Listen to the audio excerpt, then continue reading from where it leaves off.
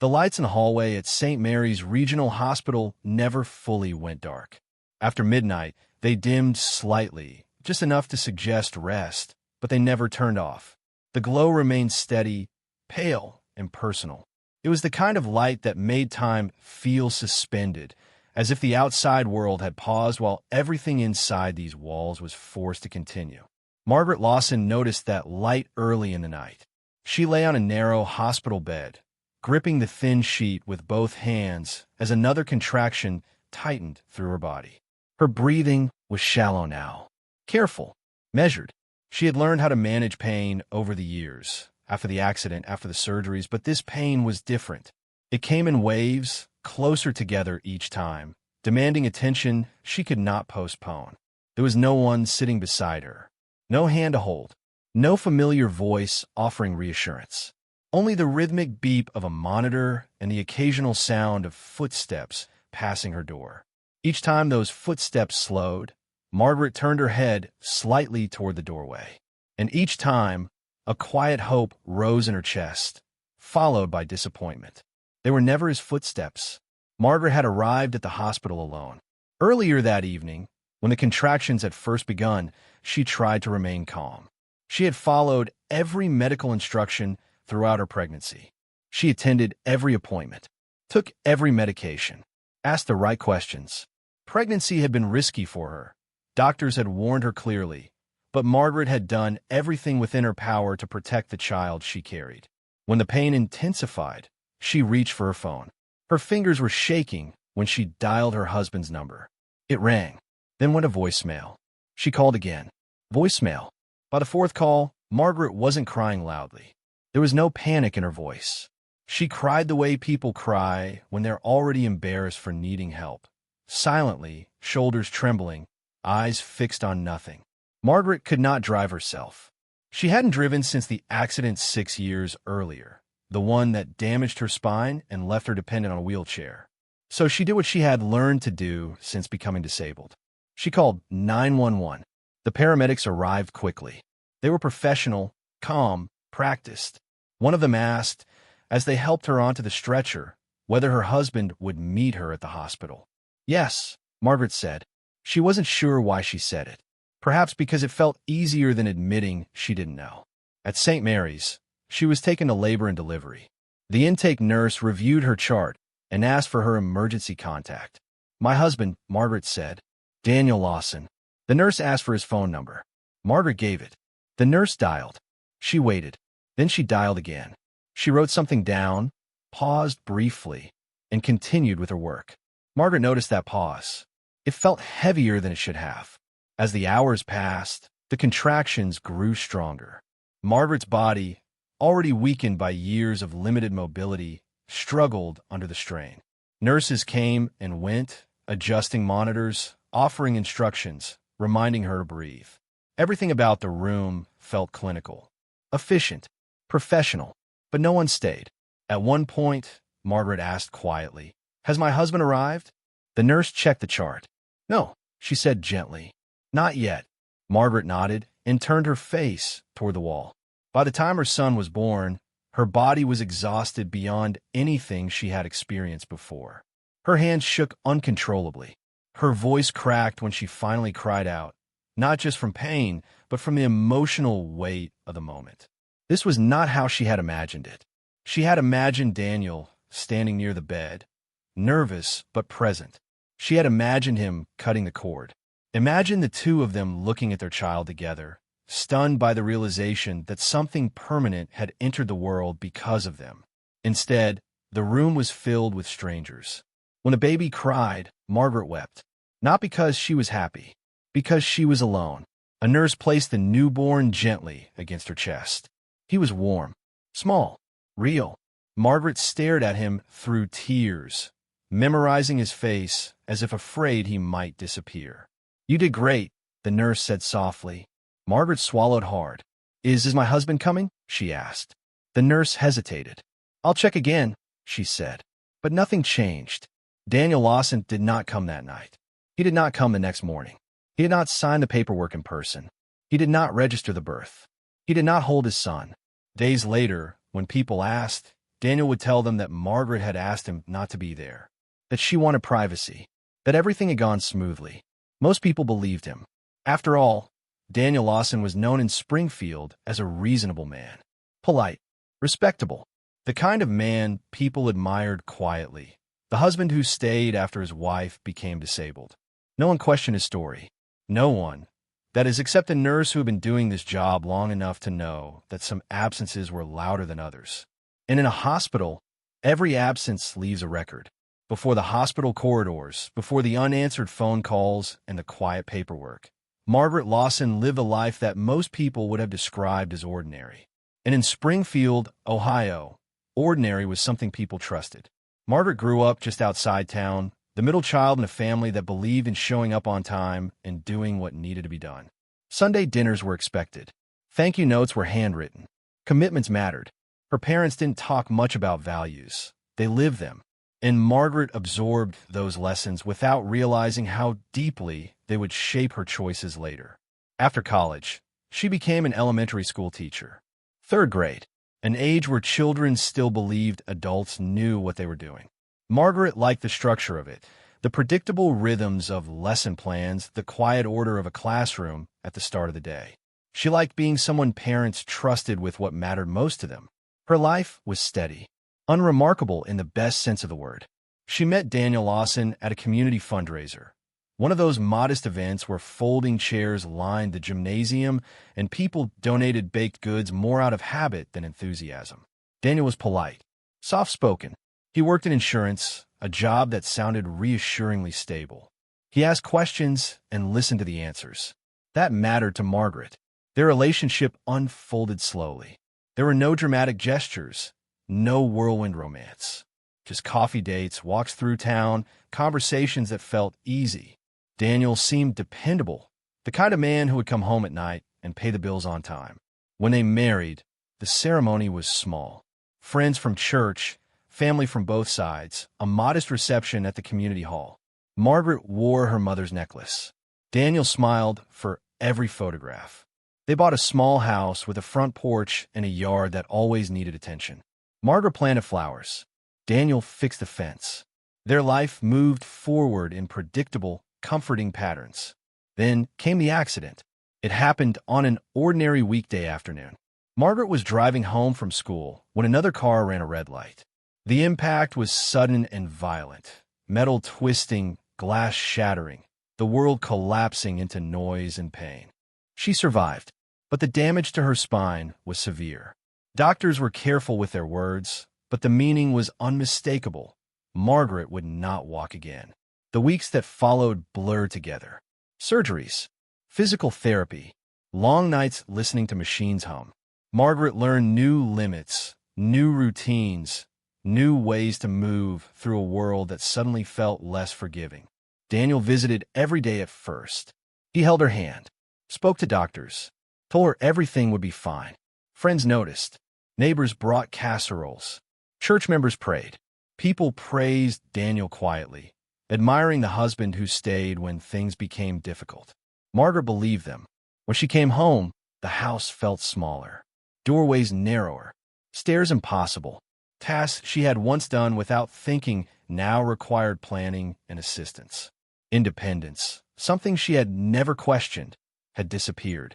Daniel took over the paperwork. Insurance forms, medical bills, appointment schedules. At first, it felt practical. Margaret was exhausted, physically and emotionally. Trust was easier than asking questions. Over time, the arrangement solidified. Daniel stopped explaining the finances. When Margaret asked, he'd brush her off gently. "Don't worry about it," he would say. "I've got it covered." The tone was calm, reasonable. But gradually, Margaret realized she no longer knew how much money they had. Purchases she made were questioned. Decisions once shared were now announced. Daniel wasn't cruel. He was efficient. That difference mattered. He rearranged furniture for convenience. Suggested she stop teaching. "It's too much," he said. "You need to rest." Margaret resisted at first. Teaching wasn't just a job. It was her identity. But transportation was difficult. The school worried about liability. The days were long. Eventually, she resigned. Her world grew quieter. Friends visited less often. Routines changed. Discomfort settled into the spaces between conversations. Margaret tried to remain cheerful, tried to be grateful. She reminded herself that she was alive, that she was loved. When Daniel suggested they try for a baby, Margaret was surprised. Doctors had warned her pregnancy would be risky. Daniel spoke about legacy, about having something to look forward to.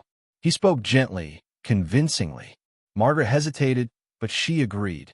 When she became pregnant, she felt something she hadn't felt in years. Hope. She imagined motherhood as a way to reclaim purpose, to build something new from what had been taken. She attended every prenatal appointment, followed every instruction, endured discomfort without complaint. Daniel's reaction was harder to read. He smiled, but the smile felt practiced. He attended appointments at first, then stopped. He grew distracted. Conversations shortened. Silences stretched longer. Margaret noticed. She asked if something was wrong. Daniel said no. He said work was stressful. Margaret accepted those explanations because belief was easier than confrontation. Because after years of dependence, she feared what would happen if Daniel left. She no longer saw herself as strong. She saw herself as someone who needed to hold on. As the pregnancy progressed, something subtle shifted. There were no arguments, no obvious betrayals, just a quiet withdrawal, like a door slowly closing. Daniel stopped talking about the future in terms of we. It became I got a lot going on. I need to think about what's best. I'm under pressure. Margaret absorbed those words quietly. She told herself marriage required patience, that disability demanded compromise. But beneath that reasoning lived a fear she refused to voice. Fear of being left. Late at night, when Daniel slept beside her, Margaret stared at the ceiling and wondered when exactly she had become invisible. She replayed conversations, searching for moments she might have missed, moments where she could have acted differently. She wondered if the pregnancy had been a mistake. That thought frightened her more than anything else, because loving her child was the one thing she felt absolutely certain about. By the time she entered her final trimester, Margaret sensed that something in her marriage had already ended, quietly, without announcement. And when the moment came, the moment she needed Daniel most, he was already gone. Pregnancy did not arrive gently for Margaret Lawson. From the beginning, it came with rules, cautions, and a list of risks spoken in careful medical language. The doctors were clear. Carrying a child with her physical condition would require strict monitoring. There would be limitations. There would be difficult days. Nothing about it would be casual. Margaret accepted all of that. She attended every appointment, took notes, asked questions. She followed instructions with the same diligence she once brought to her classroom. There was comfort in structure, even when the subject was her own body. For a time, Daniel accompanied her. He sat beside her in exam rooms, nodded at the right moments, asked a few practical questions. From the outside, it looked like support. From Margaret's perspective, it felt necessary, reassuring, even. But as weeks passed, Daniel's presence became inconsistent. First, he missed an appointment because of work. Then another. Eventually, he stopped coming altogether. When Margaret mentioned it, Daniel brushed it aside. "You've got it handled," he said. "The doctors know what they're doing." It sounded reasonable. It also ended the conversation. Margaret told herself that people reacted differently to stress, that not everyone expressed concern the same way. She reminded herself that Daniel had stood by her before, after the accident, during the long recovery. This, she believed, was just another adjustment. Still, she noticed a change. Daniel spent more time on his phone. He angled the screen away when she glanced over. He took calls outside, returned home later than usual. When Margaret asked who was calling, he said it was work. He said that often. Work. It was a word that explained everything and nothing at the same time. As her pregnancy progressed, Margaret's mobility became more limited. Simple movements required assistance. Sleep came in fragments. Her body ached in unfamiliar ways. She needed help more often, and Daniel, while present, seemed less patient.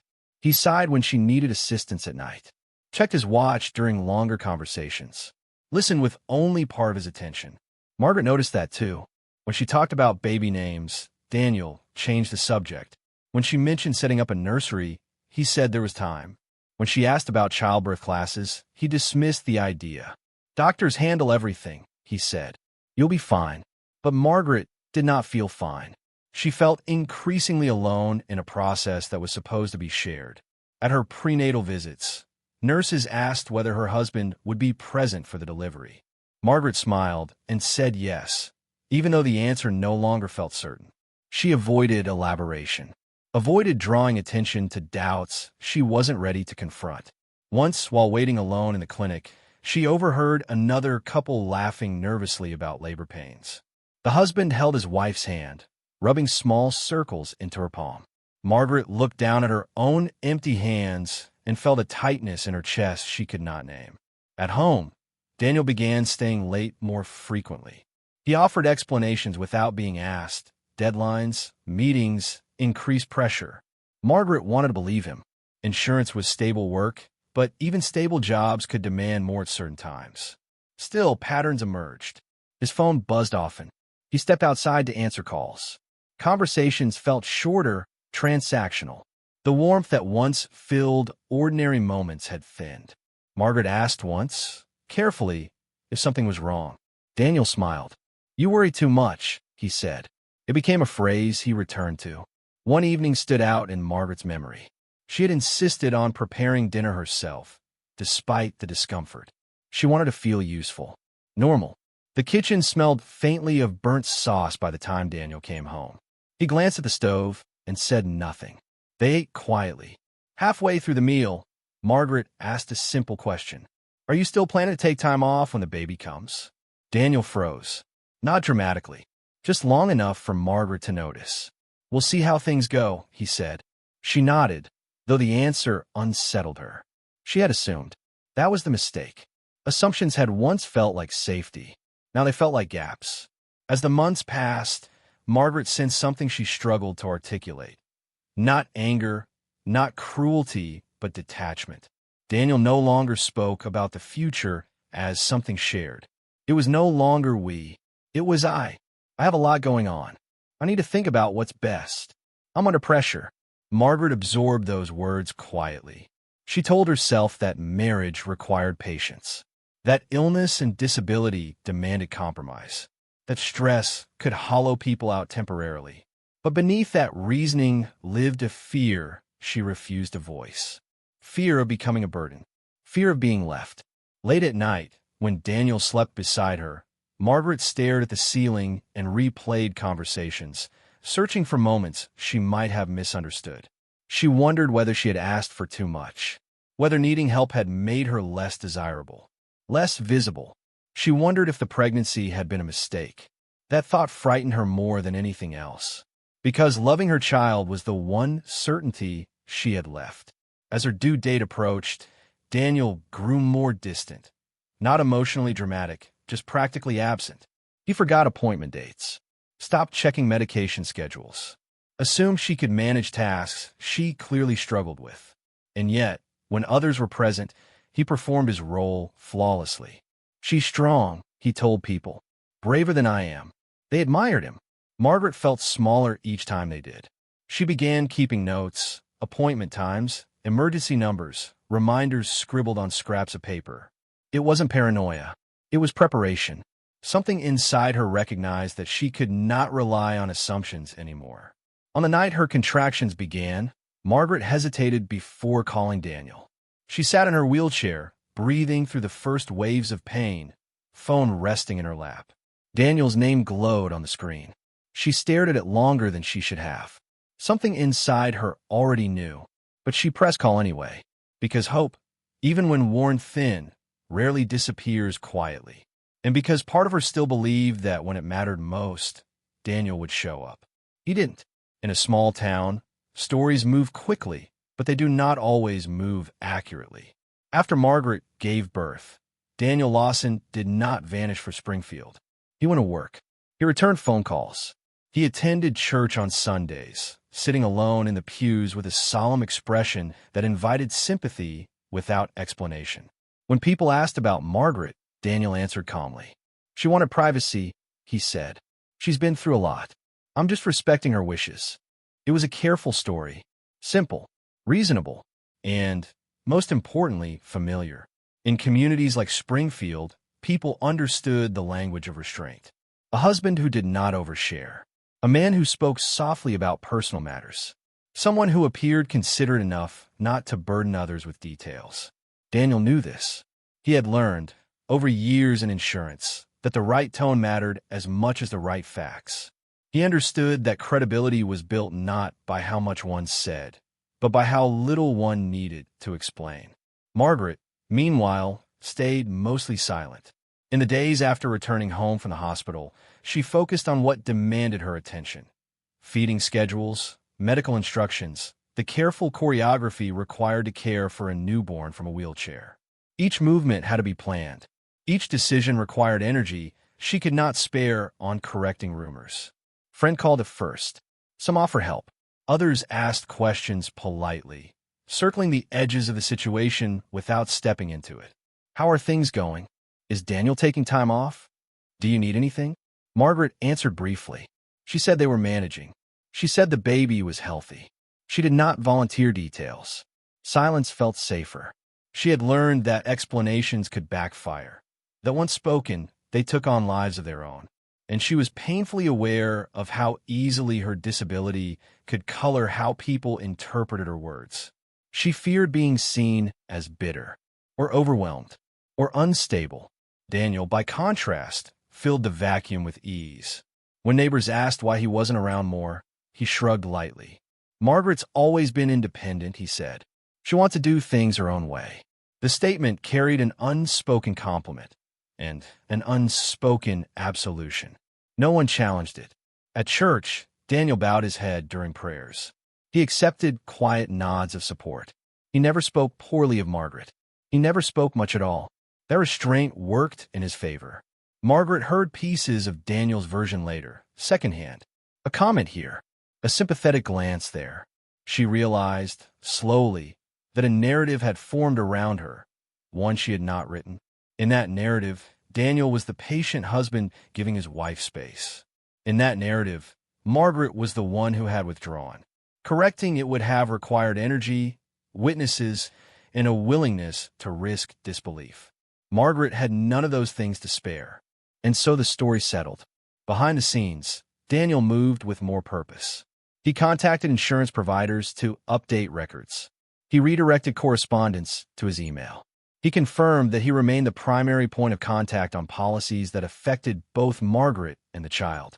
These were administrative actions, quiet, procedural, difficult to question without context. Margaret noticed the change when mail stopped arriving in her name.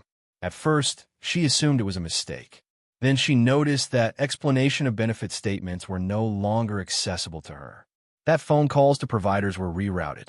That questions she asked were met with vague assurances. I'm handling it, Daniel said when she asked. You don't need to worry. But Margaret did worry. She sensed, without yet fully understanding it, that decisions were being made somewhere else, about her body, her finances, her child, without her involvement. When she asked Daniel directly why certain changes had been made, he sighed. I thought you wanted me to take care of things, he said. The implication was subtle but effective. If Margaret objected, she risked appearing ungrateful. If she insisted, she risked confirming the unspoken suggestion that she was difficult. So she hesitated. Weeks passed. Daniel's visits grew infrequent. When he did come by, he stayed briefly, 15 minutes at most. He asked after the baby, nodded politely, and left. He never held his son. When Margaret asked him why he hadn't been present for the birth, Daniel responded calmly. I thought you didn't want me there, he said. That's how it came across. Margaret stared at him, stunned. I never said that, she replied. Daniel shrugged. I guess we misunderstood each other. The conversation ended there. Daniel returned to his routine. He went to work. He met friends for lunch. He spoke of the situation as complicated but manageable. Margaret remained at home, adjusting to motherhood alone. She arranged transportation to pediatric appointments. She learned how to balance the baby against her body safely. She accepted help from a neighbor when she could no longer manage on her own. What she did not do was argue publicly. Daniel mistook her silence for agreement. He assumed that if there had been a problem, someone would have raised it. A doctor, a nurse, an administrator, anyone. No one did. From Daniel's perspective, the most dangerous moment, the birth, had passed without consequence. The hospital had processed the delivery. The paperwork had gone through. The community had accepted his explanation. The system, he believed, had moved on. What Daniel failed to understand was that silence is not the same as resolution. In institutions like hospitals, and in professions built on documentation, silence is often just delay. And while Daniel was shaping the story people told each other, another story was being preserved quietly, without commentary.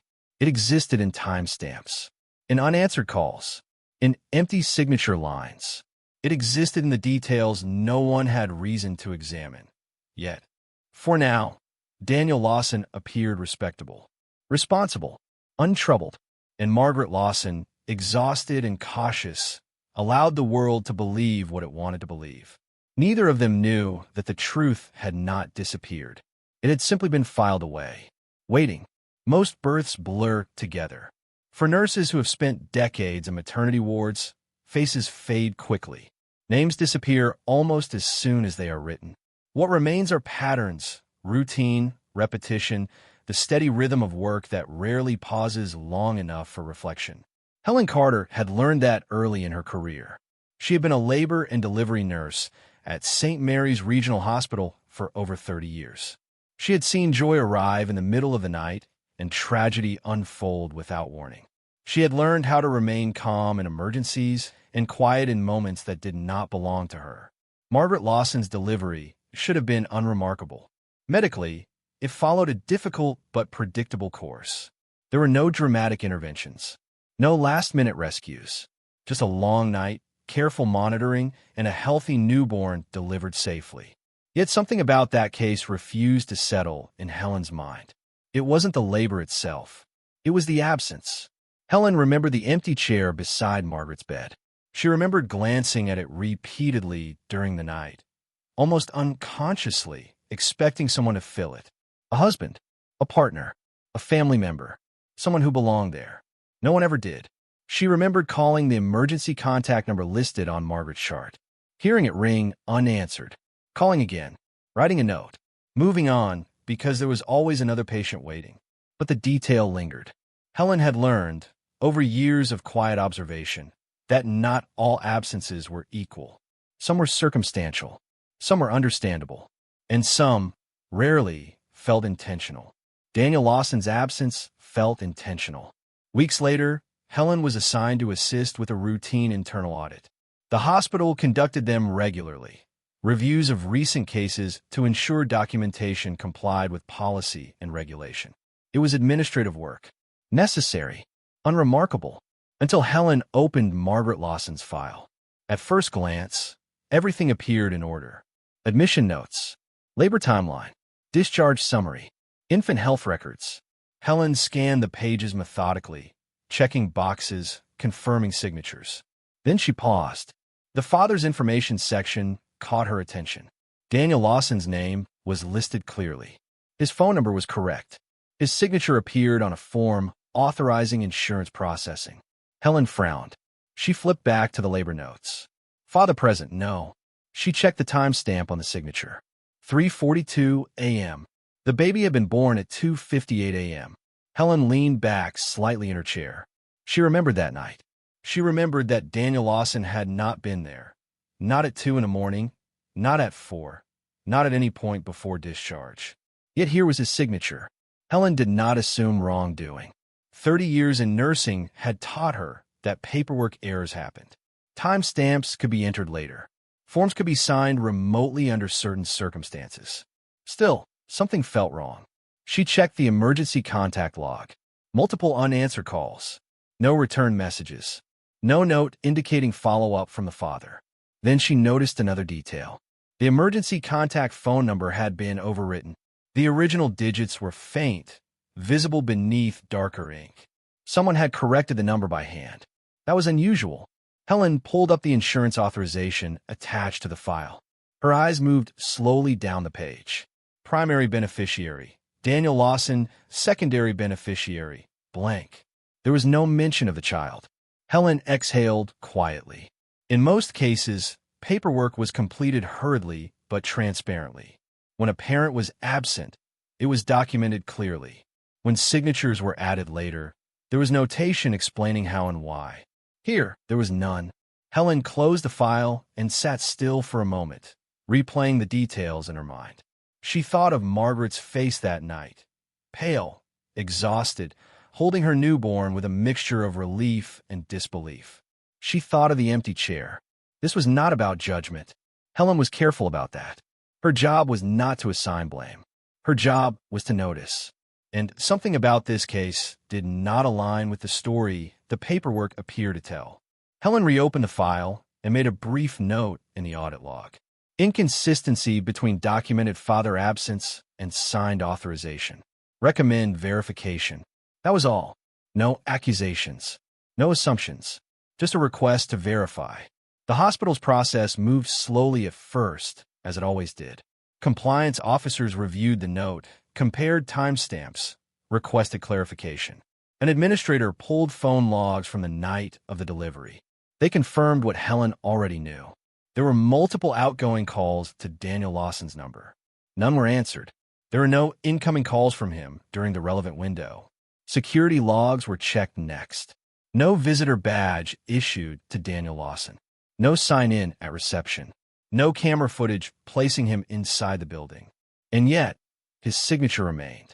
The compliance team requested metadata on the electronic form. The signature had been uploaded from a device not registered within the hospital system. That raised another question.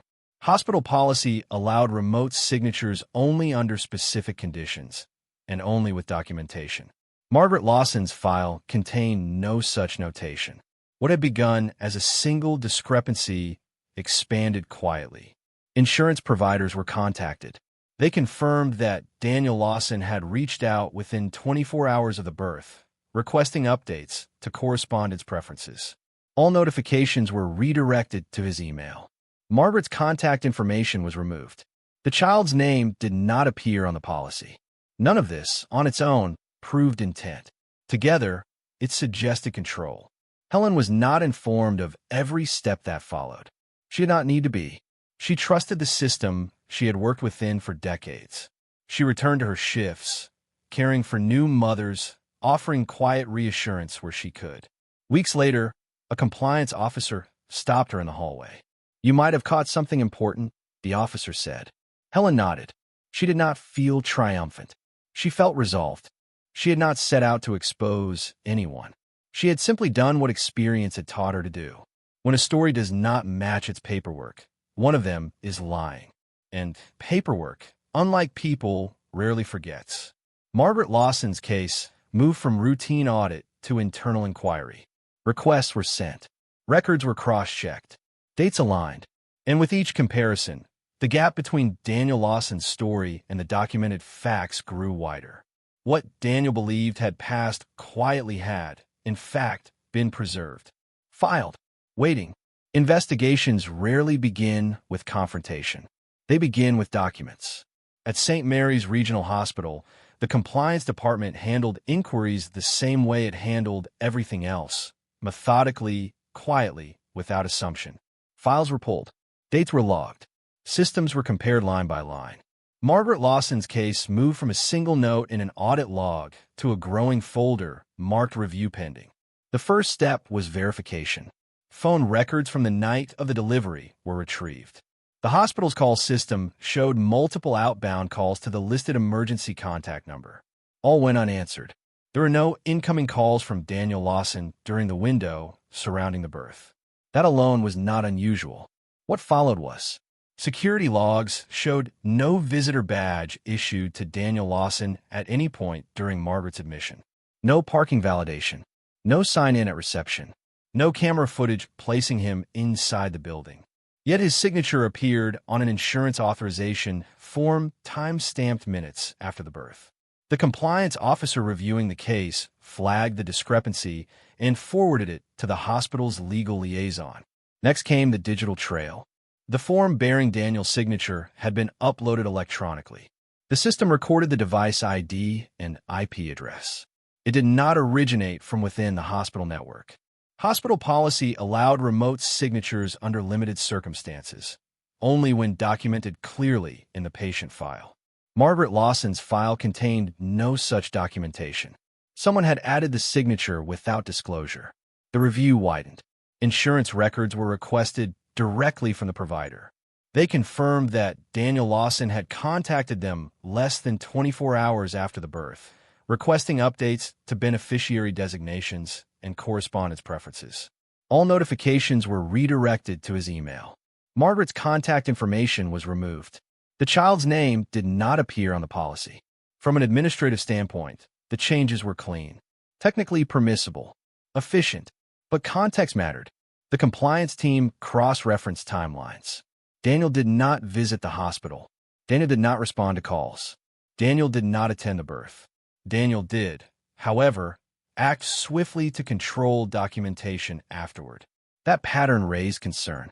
The hospital's legal liaison recommended notifying Adult Protective Services, not as an accusation, but as a welfare verification.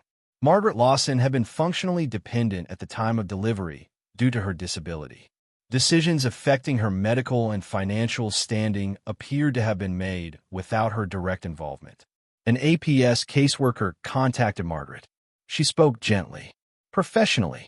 She asked general questions first about Margaret's living situation, her support network, her access to resources. Margaret answered carefully. She explained that Daniel was no longer living with her, that he had not been present for the birth, that she was managing with help from friends when she could. When asked about paperwork, Margaret hesitated. "I don't really see most of it," she said. "Daniel handles those things." The caseworker made notes. The questions continued. Had Margaret consented to Daniel signing documents on her behalf after the birth? She had not. Had Daniel discussed insurance changes with her? He had not. Had Margaret ever asked Daniel not to be present during labor? Margaret's answer was immediate. "No," she said. That answer shifted the inquiry from administrative to substantive. With Margaret's statement on record, the hospital escalated the matter. Legal counsel advised further review of potential misrepresentation and exploitation of a vulnerable adult. Daniel Lawson was contacted and asked to clarify the discrepancies. At first, he was cooperative. He explained he had signed paperwork remotely to help speed things along, that Margaret had been overwhelmed and asked him to handle it, that his absence from the hospital had been a misunderstanding. But when asked to provide evidence, messages, emails, documented consent, his explanations grew vague. He said conversations had been verbal, that he hadn't thought to document them. Investigators noted the inconsistency. Digital forensics added another layer. Phone records obtained through legal channels showed that during the hours Margaret was in labor, Daniel's phone had been active, sending and receiving messages unrelated to work. Location data placed him not at the office, but at a residential address across town. That information was logged, not sensationalized, simply recorded. Facts were facts. As the paper trail expanded, so did the picture it painted. This was not neglect born of confusion or fear. It was avoidance followed by control. Daniel Lawson had not simply failed to show up. He had stepped away and then moved quickly to manage the aftermath in his favor. Margaret learned these details slowly through conversations with caseworkers and attorneys who chose their words carefully. She listened without interruption, absorbing the information with a composure that surprised those around her. There was no outburst, no visible anger, just recognition. What hurt most was not the betrayal itself, but its calculation. The realization that Daniel had watched her struggle, physically, emotionally, and chosen convenience over care. He had waited until she was at her most vulnerable. Then he had acted. In reviewing Daniel's statements, investigators found no evidence of remorse, only concern about consequences. He asked about timelines, about liability, about what would be on the record. He asked very little about Margaret. That absence spoke volumes. When confronted with the full timeline, the missed calls, the signature metadata, the insurance changes, the location data. Daniel stopped offering explanations. He asked for an attorney. For Margaret, the truth arrived not as a shock, but as confirmation. The instincts she had ignored, the doubts she had buried, the silence she had mistaken for patience. They all made sense now. She did not feel vindicated. She felt resolved, because understanding Daniel's actions clarified something essential. What had happened was not a misunderstanding. It was a choice, and choices, once documented, carry consequences. The hospital completed its internal review and forwarded findings to appropriate authorities. Insurance providers initiated their own audits. APS updated its report. Margaret Lawson, who had spent months questioning her own memory, was told plainly, "What happened to you wasn't acceptable." The statement did not bring comfort. It brought gravity, because now, the truth no longer depended on her voice alone. It existed on paper. And paper, once it begins to speak, rarely stops. Courts are often imagined as loud places. Raised voices, sharp objections, emotional testimony delivered for effect. For people who watch legal dramas, justice arrives with spectacle. This one did not. The proceedings involving Margaret Lawson unfolded quietly, in rooms that felt almost ordinary. Fluorescent lights, wooden tables worn smooth by years of use, the steady shuffle of paper as attorneys organized files. There were no cameras, no audience, no sense that anyone present believed they were witnessing something extraordinary. That, Margaret would later realize, was precisely why it mattered. The case began not as a criminal trial, but as a protective proceeding. The question before the court was narrow and practical. Who should hold authority over medical, financial, and insurance decisions for a newborn child whose mother had been medically vulnerable at the time of birth? The answer, the court believed, would be found in the record. Daniel Lawson appeared calm when he entered the room. He dressed carefully, neutral suit, conservative tie, the appearance of a man who understood how to present himself. He spoke little, letting his attorney handle most exchanges. Margaret did not attend in person. Her disability made travel difficult, and the judge had granted accommodations. She participated remotely, listening from her home, her son sleeping in a bassinet nearby. She did not want to watch Daniel speak. She wanted to hear what the court would say. The judge asked measured questions. When was Daniel Lawson notified that his wife was in labor? Phone records were submitted. Multiple calls. No answer. Did Daniel Lawson attend the birth? Security logs confirmed he did not. Did he sign documents authorizing insurance processing? Yes. Where was he when he signed them? The metadata placed him outside the hospital network. Did Margaret Lawson consent to those signatures? Her statement was entered into the record. She had not. The judge did not interrupt. He did not editorialize. He read. Exhibits were referenced. Timelines aligned. Each piece of evidence stood on its own, requiring no embellishment. Daniel's attorney argued that his client had acted in good faith, that he believed Margaret wanted privacy, that the marriage had been strained, that the paperwork had been completed to ensure continuity of care. The judge listened. Then he returned to the timeline. Continuity of care, he noted, did not explain the redirection of correspondence away from Margaret. It did not explain the removal of her contact information. It did not explain the absence of the child's name from insurance documents. Those actions, taken together, suggested something else. Control. The court did not accuse Daniel Lawson of malice. It did not need to. It focused instead on duty. A spouse's duty to show up during a medically vulnerable event. A parent's duty to prioritize a child's interests over administrative convenience. A caretaker's duty to act transparently when another person's autonomy is limited. Daniel had failed in those duties. The ruling was delivered without drama. Temporary orders were issued.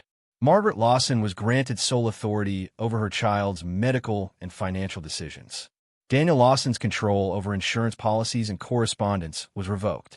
Any visitation would be supervised, contingent upon compliance with counseling and review. The judge's tone did not change as he spoke. This court is not here to punish, he said. It is here to protect. The words landed quietly. They did not echo, but they stayed. Daniel did not protest the ruling. He asked about appeal options. His attorney advised patience. Outside the courtroom, there were no confrontations, no tears, no raised voices.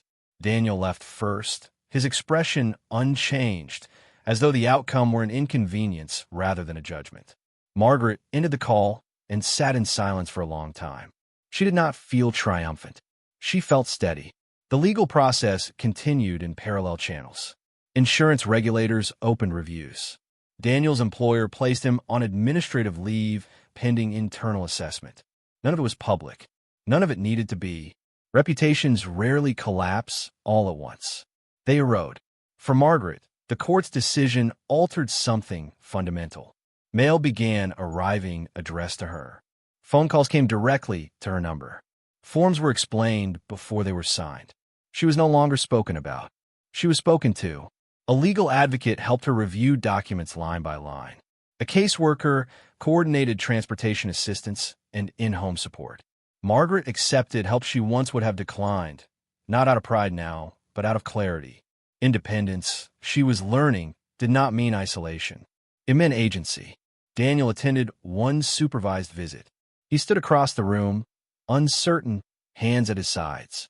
He did not hold the baby. He did not stay long. When he left early, it was noted quietly, without comment. Margaret watched without expectation. She no longer needed Daniel to be different. She needed boundaries. The court had given her that. At night, when the house finally settled and her son slept, Margaret sometimes thought about the night of the birth, not with bitterness, but with precision. She remembered the pain, the fear, the realization that she was alone. She also remembered what followed. The paperwork, the questions, the people who noticed. Justice, she now understood, did not arrive as vindication. It arrived as recognition. The court had not restored her marriage. It had restored her standing. And that distinction mattered. Because dignity, once returned, does not need applause. It needs room to breathe. Margaret Lawson did not think of what followed as a victory. Victory implied noise, cheers, raised voices, a sense of triumph that demanded witnesses. What she experienced instead was quieter than that, more fragile, more durable. It was the return of dignity. Life did not change overnight. It rarely does. There were no sudden breakthroughs, no cinematic turning points. Days continued to arrive one at a time, asking to be managed rather than celebrated. But something fundamental had shifted. Letters arrived addressed to Margaret by name. Phone calls came to her directly. Forms were explained before they were signed. Decisions, small and large, were no longer made around her. They were made with her. That difference mattered. A caseworker helped reorganize the house so Margaret could move more easily while holding her son. A neighbor volunteered to drive her to appointments. A church member brought meals twice a week, setting them quietly on the counter without questions or expectations. Margaret learned to accept help without apology. She learned that independence did not mean doing everything alone. It meant having a say. Motherhood became a series of careful adaptations. How to lift without strain. How to soothe without standing. How to anticipate needs before fatigue arrived. Each solution was improvised, tested, refined. She became adept. At night, when the house finally settled and her son slept, Margaret sometimes sat by the window and allowed herself to remember the birth, not with bitterness, but with clarity. She acknowledged the fear, the loneliness, the moment she understood she could not rely on the man she had trusted. She also acknowledged something else. She had endured it. She had held her child when no one else did. She had signed the papers. She had made the calls. She had survived the night that was supposed to break her. Those facts mattered. Daniel Lawson's presence in her life diminished to scheduled updates and formal exchanges. He attended one supervised visit, stood awkwardly across the room, and left early. Margaret watched without commentary, without hope, without resentment. She no longer needed him to be different. She needed him to be accountable. That boundary held. As months passed, Margaret noticed subtle changes in herself. She spoke more firmly to professionals. She asked for clarification without embarrassment. She kept records, not out of fear now, but out of habit. Her son grew. He smiled early. He learned the sound of her voice. He reached for her face with curiosity and trust. Margaret found herself laughing, unexpectedly, softly, at small moments. The way he scrunched his nose. The way he calmed when she sang. The way the future, once a source of dread, began to feel navigable. This was not the life she had planned, but it was a life she owned. One afternoon, months after the court proceedings concluded, Margaret received a handwritten note in the mail. The handwriting was careful, deliberate. "I think of you often," it read. "I'm glad you're doing well." It was signed by Helen Carter. Margaret folded the note and placed it in a drawer with other important things, documents, photos, reminders of people who had shown up quietly when it mattered. She did not seek revenge. She sought stability. And in that pursuit, she found something sturdier than vindication. She found herself. Margaret did not reclaim everything she had lost. The marriage was gone. The trust was gone. Certain illusions would never return. But she reclaimed her voice, her authority, her place in her own life. And for a woman who had been left alone at the moment she needed someone most, that was not a small thing. It was everything. This story is often mistaken for a story about abandonment, a man who failed to show up when it mattered most. But absence, while painful, is only the surface. At its core, this is a story about responsibility and how easily it can be evaded when silence is mistaken for consent. Daniel Lawson did not believe he had done anything dramatic. He believed he had simply stepped away at the right moment. He believed paperwork could smooth over what presence cannot. And for a time, that belief protected him. What he underestimated was the power of ordinary diligence. A nurse who noticed an empty chair. A compliance officer who checked a timestamp. A caseworker who asked careful questions. A judge who read the record without sentiment. None of them acted heroically. None sought attention. They followed procedures that exist for a reason. To protect people when trust fails. Margaret did not win because Daniel was punished. She won because someone believed details matter. She won because silence was documented rather than dismissed. Because absence was recorded rather than excused. Because the truth, once written clearly enough, could no longer be ignored. For those who have lived long enough to see institutions change, sometimes weaken, sometimes disappoint, this story offers a reminder. Systems are only as strong as the people who choose to uphold them. Justice does not always arrive with spectacle. Sometimes it arrives with a clipboard, a careful note, and the courage to look twice. And sometimes that is enough, because absence leaves a record. And records, when read honestly, have a way of returning dignity to those who were forced to endure without witnesses.